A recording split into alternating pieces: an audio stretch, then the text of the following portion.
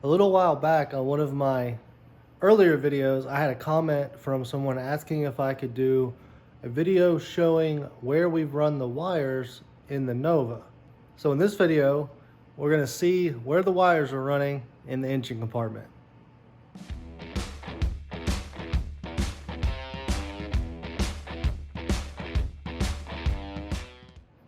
When I got that comment, I figured if one person is asking about where the wires are running, there's a good chance that other people that are working on projects like this are also interested in seeing something like that to help them with rewiring their cars.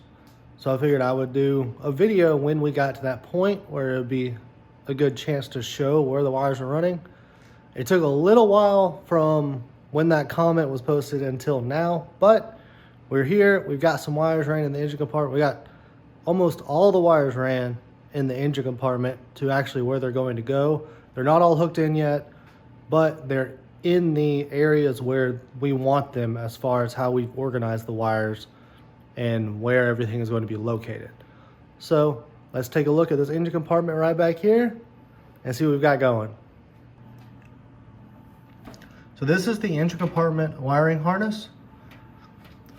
There are two sides to it. All the wires on this passenger facing side of the harness go to that side of the car, and almost all of the wires on the driver's facing side stay on the driver's side.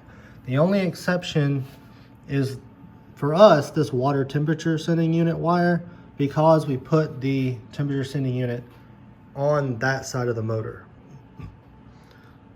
There are a few wires that we actually took out of the harness as a whole.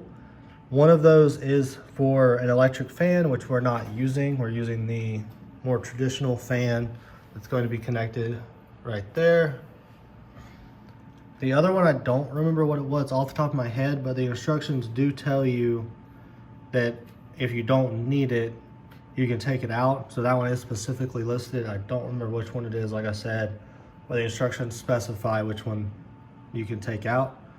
We took out the electric fan because the other option was to cap it and leave it in the engine compartment somewhere just in case we decided to use it at some point in the future. And I didn't want an extra wire having to run around in the engine compartment that we weren't using. So I decided we would just disconnect it from here, leaving the connector in place and intact. And then we would put the wire in storage, and that way we have it if we decide to add it back at a later date. So first we're going to look at the passenger facing side of the wiring harness. Because we've already got all of them taped up. They're running through this hook above the brake booster and under the motor for the wipers. In a lot of pictures that I've seen of engine compartments and Novas, they run them this way and then into this channel right here. But I didn't like the way that looked. I felt like it would kind of hide the wires better if it went under the motor, and it does look a lot better in my opinion. So when the wires come out the other side, this is where we start the split for the first time. You have 5 wires that go to the motor itself. You got one down here. This is 2 wires that we've taped together, and this is 2 wires that we've taped together. And then you've got 3 wires that split off and come back towards the motor. The white and pink one right here that are not hooked go to the coil, and this other pink one, that 12-volt ignition wire,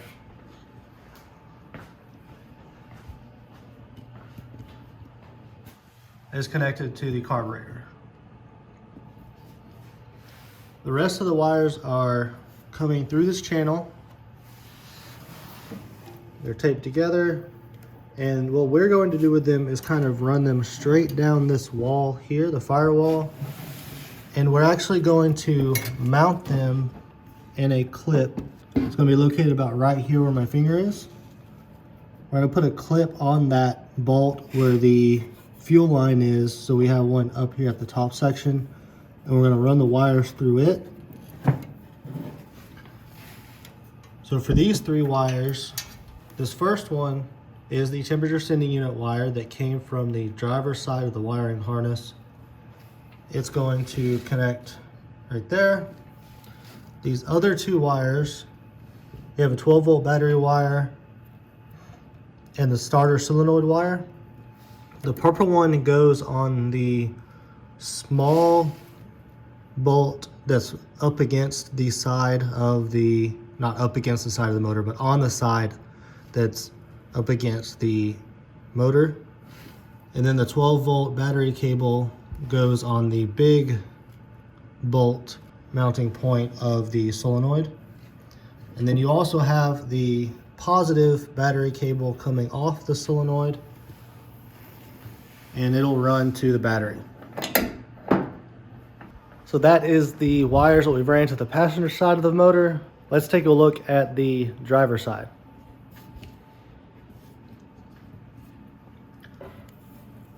So like I said, all of these are going to the driver's side except for the water temperature sending unit, which we discussed. We've got them all taped. We have this additional connection right here, the parking brake light switch. It connects to here, but since we updated the brake booster, the connector that was on the update kit would not work with this new piece. So we spliced the wires together and they're connected right here. And they're wrapped in self-vulcanizing tape. We keep coming down here. We split the alternator wire off of the group right here. It's actually, it's one of these brown wires. It's that one that you can see says alternator ignition. And it was actually a little long when we cut it, so we kind of run it down, and you can see here there's this loop where it comes back and then runs to the alternator. Then we also have the battery cable running from the alternator and joining the rest of these wires. And I probably should have said this at the beginning of the video, but I apologize if you hear any background noise. Out here in the garage, I've got 2 electric heaters and a kerosene heater running because it's really cold this morning. So just a heads up, if you're hearing all of that, I apologize.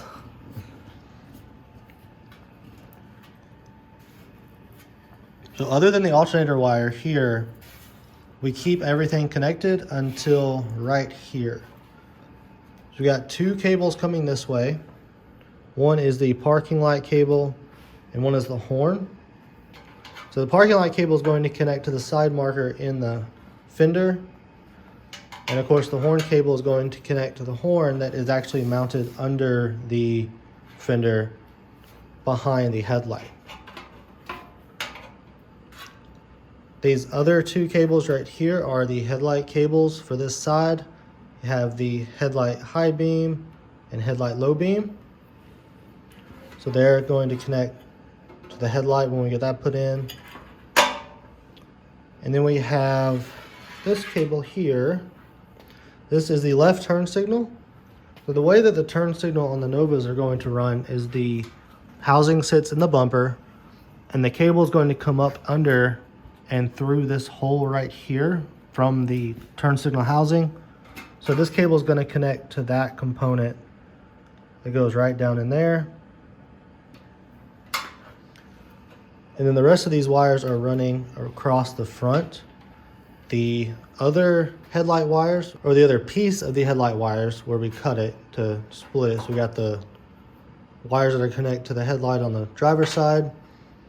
And then the other half is going to run from the headlight here and basically daisy chain over to the passenger side headlight.